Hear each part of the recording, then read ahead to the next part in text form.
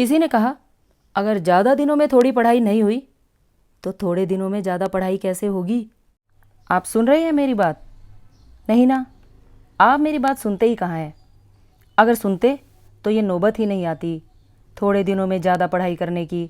Hard work का तो कोई मुकाबला है ही नहीं, लेकिन एग्ज़ाम से पहले का ये 1 मंथ स्मार्ट वर्क का है, और स्मार्ट वर्क का मतलब है क्वेश्चन पेपर सोल्व करना।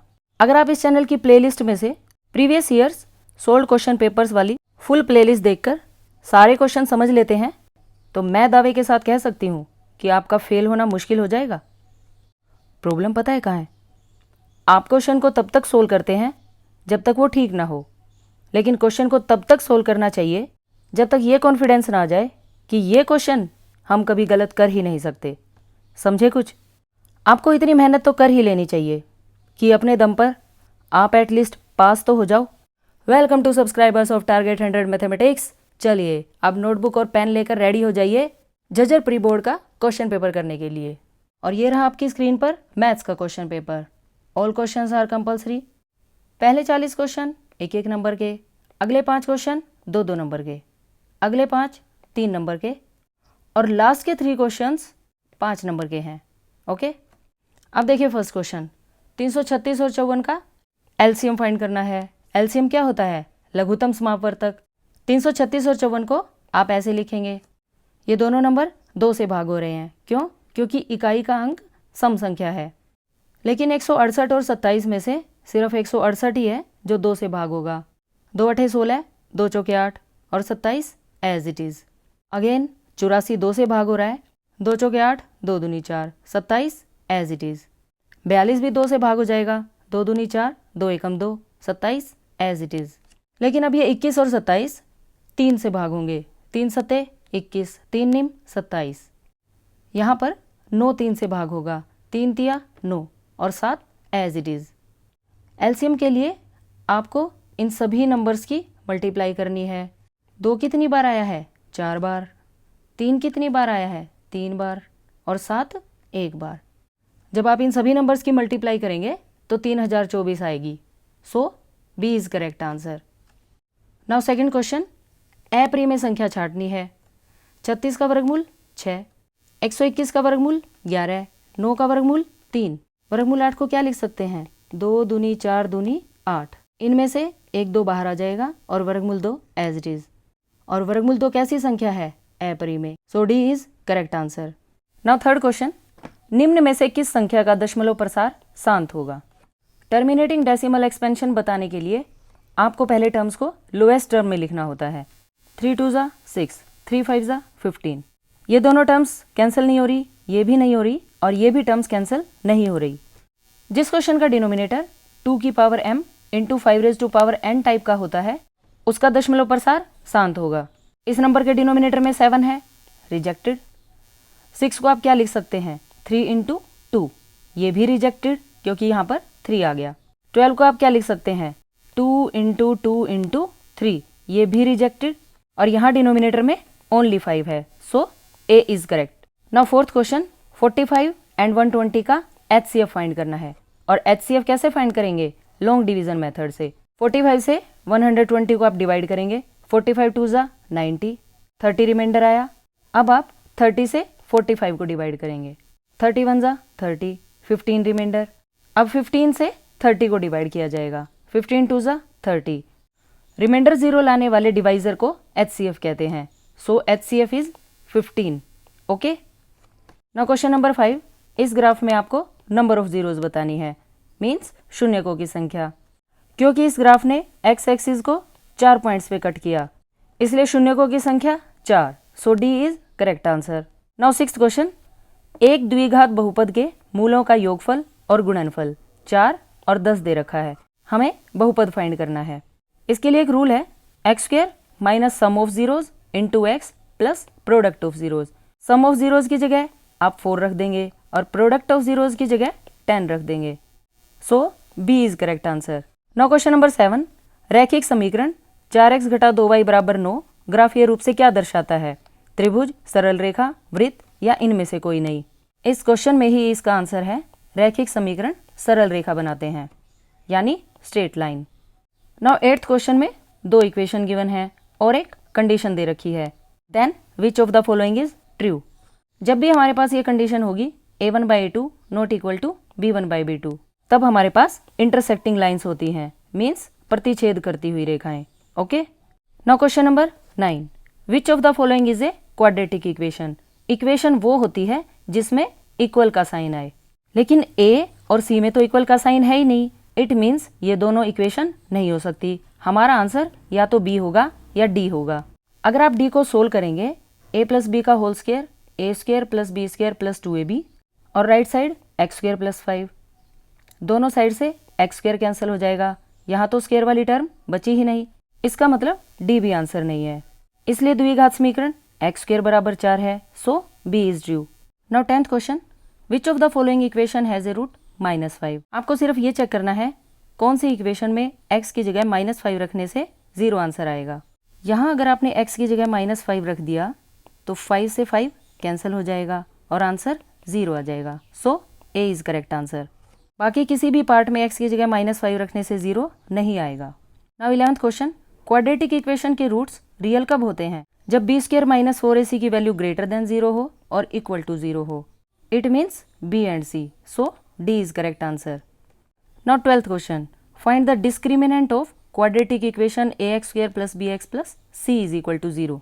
डिस्क्रिमिनेंट को हिंदी में विविक्त कर कहते हैं, और ये जो वैल्यू अभी आपने लास्ट क्वेश्चन में यूज की है इसे ही d कहते हैं, b स्क्वायर माइनस 4ac। देखा, कभी कभी पेपर में ही क्वेश्चन का आंसर मिल जाता है, इसलिए आपको सभी क्वेश्चंस को ध्यान से पढ़ना चाहिए। नाउ 13 क्वेश्चन, इस एपी की फर्स्ट एन टर्म्स के सम का फॉर्मूला बताना है। एस एन का क्या रूल होता है? n/2 2a plus n-1 into D. Now question number 14, इस एपी में कॉमन डिफरेंस यानी d की वैल्यू बतानी है, और d क्या होता है? a2 minus a1। a2 क्या है? 1 और a1 क्या है? 3, यानी 1 माइनस 3। कितना आंसर आ जाएगा? -2। नाउ 15 क्वेश्चन, इस एपी में कितने पद हैं? यानी हमें ये बताना है कि 101 कौन से नंबर पर है। चलिए मान लेते हैं 101 nth नंबर की टर्म है। an का क्या रूल होता है? a plus n-1 into D. a की जगह आप फर्स्ट टर्म लिखेंगे n-1 एज इट इज, और d कैसे कैलकुलेट करते हैं? सेकेंड टर्म में से आपको फर्स्ट टर्म माइनस करनी है। अगर फर्स्ट टर्म पहले ही माइनस की हो तो प्लस हो जाता है। 7 में से 4 गए 3, इसलिए हमने d की जगह क्या लिख दिया? 3। 101 एज इट इज, माइनस का 7 राइट साइड जाकर प्लस का हो जाएगा। 101 में जब आप 7 जोड़ेंगे 108 आएगा। गुणा वाले नंबर राइट साइड जाकर भाग में चले जाएंगे। 3 से जब आप 108 को भाग करेंगे 36 आएगा, और माइनस वाले नंबर राइट साइड जाकर प्लस के हो जाते हैं। 36 में जब आप 1 जोड़ेंगे तो 37 बन जाएगा, so C is correct answer. Now 16 question, -9 -5 -1। हमें इस एपी की नेक्स्ट टर्म बतानी है। किसी भी एपी की नेक्स्ट टर्म कैसे आती है? पहले वाली टर्म में डी ऐड करने से। अगर आप पहले वाली टर्म में डी ऐड कर देंगे तो नेक्स्ट टर्म आ जाएगी, इसलिए इस एपी में हमें डी फाइंड करना पड़ेगा, और डी के लिए आपको सेकेंड टर्म में से फर्स्ट टर्म को माइनस करना है। अगेन यहाँ फर्स्ट टर्म माइनस की है तो माइनस माइनस प्लस, और 9 - 5 4। अब नेक्स्ट टर्म के लिए आपको -1 में 4 ऐड करना है। 4 - 1 3, so next term is 3। Now 17 question, भुजाओं की समान संख्या वाले दो बहुभुज समरूप होते हैं यदि संगत कोण डैश हो, बराबर आएगा या समानुपाती आएगा। इस टाइप के क्वेश्चन के लिए एक बात हमेशा ध्यान रखना कि कोण बराबर होते हैं और भुजाएं समानुपाती, क्योंकि यहाँ पर कोण की बात चल रही है, इसलिए आप क्या लिखेंगे? बराबर, यानी इक्वल। नाउ 18 क्वेश्चन, यदि दो समरूप त्रिभुजों की भुजाओं का अनुपात 4:5 हो तो इन त्रिभुजों के क्षेत्रफलों का अनुपात क्या होगा? क्योंकि भुजाओं का अनुपात दे रखा है और आपको क्षेत्रफल का अनुपात बताना है। क्षेत्रफल का अनुपात बताने के लिए आपको इन भुजाओं के अनुपात का वर्ग करना पड़ेगा। 4 का वर्ग 8 नहीं होता, 4 चौके 16, 5 और 5 की गुणा 25, सो आंसर इज 16:25। नाउ 19 क्वेश्चन, किसी त्रिभुज की भुजाएं क्रमशः 12 सेंटीमीटर, 5 सेंटीमीटर और 13 सेंटीमीटर है। हमें यह पता लगाना है क्या यह एक समकोण त्रिभुज है या नहीं। इन तीनों भुजाओं में से आप दो छोटी भुजाएं लीजिए, 12 और 5, इन दोनों का वर्ग करेंगे और जोड़ देंगे। 12 का वर्ग 144, 5 का वर्ग 25, इन दोनों को जब आप जोड़ेंगे तो 169 आएगा। अब सबसे बड़ी साइड का स्क्वायर करेंगे। 13 का वर्ग 169, अगर ये दोनों आंसर मैच हो जाते हैं तब वो समकोण त्रिभुज होती है, अदरवाइज नहीं। सो इस क्वेश्चन में हमारे ये दोनों आंसर मैच हो गए हैं। So answer is yes.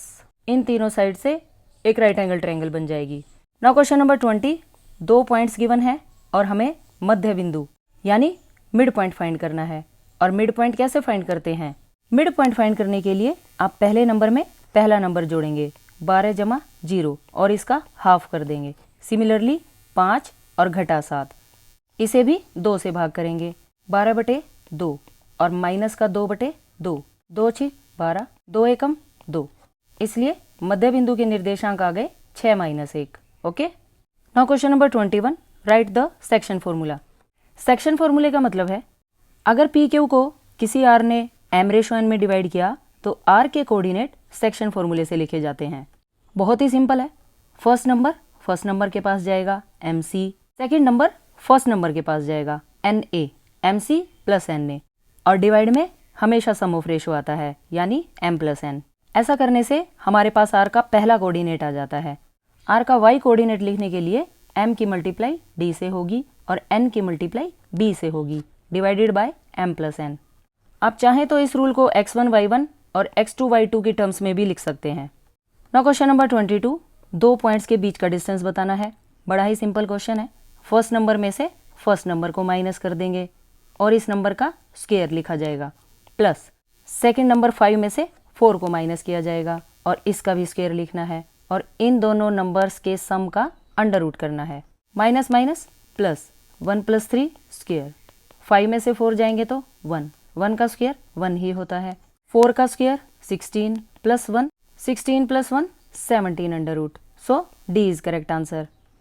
Now question number 23, बिंदु 3 4 की y अक्ष से दूरी बतानी है। बिंदु 3 4 को आप ग्राफ में ऐसे बनाएंगे, x3 और y4। ये y एक्सिस होती है और हमें इस पॉइंट का y एक्सिस से डिस्टेंस बताना है। ये पॉइंट y एक्सिस से इतना दूर है और ये दूरी कितनी है? 3 centimetre. So a is due. इस क्वेश्चन में आप ध्यान रखेंगे अगर y एक्सिस से डिस्टेंस पूछा जा रहा है तब 3 आंसर है और अगर डिस्टेंस x एक्सिस से पूछा जाता तब आंसर 4 होता। Okay. Now 24th question, cos theta is equal to 3/2 for some angle theta. Trigonometry में आप एक टेबल लर्न करते हैं 0, 30 डिग्री, 45 डिग्री, 60 डिग्री और 90 डिग्री। इन 5 एंगल्स पर आप सारे ट्रिग्नोमेट्रिक फंक्शंस की वैल्यू कैलकुलेट करते हैं। क्या आपको कहीं पर भी cos थीटा की वैल्यू 3/2 मिलती है? नहीं। So this statement is false. Now 25th question, 1 - tan² 45 degree divided by 1 + tan² 45 degree की क्या वैल्यू होगी? बहुत ही सिंपल क्वेश्चन है। tan 45 की वैल्यू 1 होती है और 1 का स्क्वायर 1। अगेन यहाँ भी 1 का स्क्वायर 1। स्टेटमेंट कैसे चेंज हो जाएगी? 1 - 1 डिवाइडेड बाय 1 + 1। 1 - 1 0 बाय 2। आंसर क्या आएगा? 0। So B is correct. Now question number 26, sin² 75 degree plus cos² 75 degree is, हमें बताना है ये वैल्यू कितनी होगी। ट्रिग्नोमेट्री में जो आप टेबल को लर्न करते हैं उसमें 75 डिग्री तो होता ही नहीं। कोई बात नहीं, इसलिए हम इस क्वेश्चन को आइडेंटिटी से करेंगे। एक आइडेंटिटी हमें पता है, sin² theta plus cos² theta क्या होता है? 1। यहाँ थीटा की वैल्यू कोई भी हो सकती है लेकिन सेम होनी चाहिए। क्या आपको ऐसा नहीं लग रहा कि इस आइडेंटिटी को हम यहाँ पर यूज कर सकते हैं? तो आपको इसका आंसर सिर्फ 1 लिखना है। थीटा की वैल्यू सेम है। ओके। नाउ क्वेश्चन नंबर 27, ये एंगल 70 डिग्री दे रखा है और हमें ये एंगल फाइंड करना है। हमें ये पता है कि इन दोनों एंगल्स का सम 180 डिग्री होता है। अगर आप 180 में से 70 को घटाएंगे तो 110 आ जाएगा, लेकिन 110 तो कोई भी ऑप्शन नहीं है। फाइनल एग्जाम में भी अगर ऐसा हो जाए कि आपका आंसर किसी भी ऑप्शन से मैच ना हो तो आप किसी भी ऑप्शन को टिक कर सकते हैं। इस क्वेश्चन के आपको फुल मार्क्स मिलेंगे, लेकिन अगर आपने ये क्वेश्चन किया ही नहीं होगा तब आपको इस क्वेश्चन के कोई नंबर नहीं मिलेंगे। ओके। इसलिए पेपर में हर एक क्वेश्चन करना बहुत ज़रूरी होता है, जैसे हर एक दोस्त ज़रूरी होता है। नाउ क्वेश्चन नंबर 28, किसी वृत्त की स्पर्श रेखा उसे कितने बिंदुओं पर प्रतिच्छेद करती है? ये स्पर्श रेखा है और ये वृत्त है और ये सिर्फ एक पॉइंट के ऊपर टच हो रही है। So A is correct answer. Now question number 29, find the length of tangent drawn from a point whose distance from the center of a circle is 17 centimeter given the radius of circle is 8 centimeter. हमें circle की radius given है और centre से distance पता है 17 centimetre. हमें find करनी है टेंजेंट की लेंथ। ओके, यहाँ हमेशा 90 डिग्री बनता है और 90 के सामने सबसे बड़ी साइड होती है। अगर आप सबसे बड़ी साइड के स्क्वायर में से एक छोटी साइड का स्क्वायर माइनस कर देंगे और उसका अंडर रूट लेंगे तो आपके पास रिक्वायर्ड साइड आ जाएगी। 17 का स्क्वायर 289, 8 का स्क्वायर 64, दोनों को सब्ट्रैक्ट किया 225 और 225 का अंडर रूट क्या होता है 15। So A is correct answer. Now question number 30, वृत्त के किसी बिंदु पर स्पर्श रेखा स्पर्श बिंदु से जाने वाली त्रिज्या के बीच का कोण होगा। ये रही स्पर्श रेखा और ये रही त्रिज्या, दोनों के बीच का कोण 90 डिग्री होता है। So C is correct answer. Now question number 31, त्रिज्या आर वाले वृत्त के चतुर्थांश का क्षेत्रफल होगा। हमें बताना है सर्कल के क्वाड्रेंट का एरिया। एक कंप्लीट सर्कल का एरिया पाई आर स्क्वायर होता है और हमें इसके क्वाड्रेंट मतलब चौथे हिस्से का एरिया बताना है। अगर आप कंप्लीट एरिया को 4 से भाग कर देंगे तो ये क्वाड्रेंट का एरिया आ जाएगा। So C is correct answer. Now question number 32, वृत्तीय क्षेत्र का वह भाग जो दो त्रिज्याओं और संगत चाप से घिरा हो उसे क्या कहते हैं।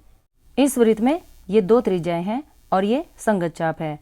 इस पोर्शन को त्रिज्याखंड कहा जाता है। क्यों? क्योंकि ये दो त्रिज्याओं से मिलकर बना है। अगर कोई जीवा किसी वृत्त को दो भागों में बांटती है तब हम उसे वृत्तखंड कहते हैं। ये दीर्घ वृत्तखंड होता है और ये लघु वृत्तखंड होता है, यानी मेजर सेगमेंट और माइनर सेगमेंट। ओके, इस पोर्शन को सेक्टर कहते हैं। नाउ क्वेश्चन नंबर 33, अर्धगोले का संपूर्ण पृष्ठीय क्षेत्रफल क्या होता है। एक गोले का पृष्ठीय क्षेत्रफल 4 पाई आर की 2 होता है। अगर बात आधे गोले की आ जाए तो उसका वक्र पृष्ठीय क्षेत्रफल 2 पाई आर की 2 हो जाएगा। क्योंकि आपसे संपूर्ण पृष्ठीय क्षेत्रफल पूछा गया है, इसलिए वक्र पृष्ठीय क्षेत्रफल में आप इस ऊपर वाले गोले का क्षेत्रफल ऐड करेंगे। 2 पाई आर स्क्वायर में जब आप पाई आर स्क्वायर ऐड करेंगे तो 3 पाई आर स्क्वायर आएगा। So B is correct answer. Now question number 34, 3 centimeter त्रिज्या और 14 सेंटीमीटर ऊंचाई वाले शंकु का आयतन बताना है। शंकु का आयतन मतलब volume of cone. Volume of cone का क्या रूल होता है? 1/3 पाई आर स्क्वायर एच। यहाँ आप वैल्यू रखेंगे, पाई की जगह 22/7, आर को 2 बार लिखा 3 × 3 और ऊंचाई की जगह 14। 3 से 3 कैंसिल हो गया, 7 दूनी 14। जब आप इन नंबर्स की गुणा करेंगे तो 132 घन सेंटीमीटर आएगा। लेकिन ये किसी भी ऑप्शन में मैच नहीं हो रहा। अगेन आप किसी भी ऑप्शन को आंसर लगा सकते हैं। फाइनल एग्जाम में स्टेटमेंट में ऐसी मिस्टेक्स बहुत कम मिलती हैं। नाउ क्वेश्चन नंबर 35, त्रिज्या 8 सेंटीमीटर और 10 सेंटीमीटर ऊंचाई वाले बेलन का वक्र पृष्ठीय क्षेत्रफल बताना है। इस क्वेश्चन में सिलेंडर का कर्व्ड सरफेस एरिया बताना है। क्या रूल होता है? 2 पाई आर एच। अब की बार आपको पाई की वैल्यू पुट नहीं करनी क्योंकि आंसर्स में पाई गिवन है। आर की वैल्यू 8, एच की वैल्यू 10। 8 दूनी 16, 16 और 10 की गुणा 160 और साथ में पाई भी लिखा जाएगा। सो आंसर इज 160 पाई वर्ग सेंटीमीटर। नाउ क्वेश्चन नंबर 36, इन आंकड़ों का माध्यक बताना है। माध्यक बताने के लिए इन अंकों को पहले बढ़ते क्रम में लिखना पड़ेगा। 16, 24, 30, 34, 45, 53 और 67। ये टोटल कितने नंबर्स हैं? 7। माध्यक के लिए आपको इसमें 1 ऐड करना है और 2 से भाग करना है। 8/2 का answer 4। It means 4th term माध्यक होगी और 4th टर्म कौन सी है? 34। इसलिए माध्यक की वैल्यू 34 है। Now question number 37, right the formula for finding the mode. आपको बहुलक का फॉर्मूला बताना है। बहुलक का रूल होता है L + F1 - F0 divided by 2F1 - F0 - F2 multiply by H। Most important formula है। आप इस रूल को कम से कम 5 बार लिखकर अच्छे से याद कर लें। ओके। नाउ क्वेश्चन नंबर 38, 2 पासों को एक साथ फेंका जाता है। दोनों पासों की संख्याओं का योग 13 होने की क्या प्रायिकता होगी? आप एक बात बताइए, पासों में सबसे बड़ी संख्या क्या होती है? 6। क्योंकि 2 पासे फेंके जा रहे हैं तो 6 में 6 जोड़ेंगे तो 12 आएगा। 13 तो कभी आ ही नहीं सकता, इसलिए प्रायिकता 0 हो जाएगी। So C is correct. Now question number 39, एक निश्चित घटना की प्रायिकता 1 होती है। नाउ क्वेश्चन नंबर 40, ताश के 52 पत्तों में से एक पत्ता निकाला। ईंट की बेगम यानी क्वीन ऑफ डायमंड की प्रायिकता क्या आएगी? बताइए, कुल पत्ते कितने होते हैं? 52। ईंट के पत्ते कितने होते हैं? 13। लेकिन बेगम तो सिर्फ एक ही होती है, इसलिए प्रायिकता 1/52। सो ए इज ड्यू। इस क्वेश्चन में अगर वो सिर्फ ईंट के पत्ते की प्रायिकता पूछता तब हम 13/52 लिखते, यानी 1/4। ओके। अगर आपने इन क्वेश्चंस को अच्छे से समझा है तो आप थोड़े से और इंटेलिजेंट बन गए हैं और फाइनल एग्जाम के लिए आपका कॉन्फिडेंस जरूर बढ़ गया होगा।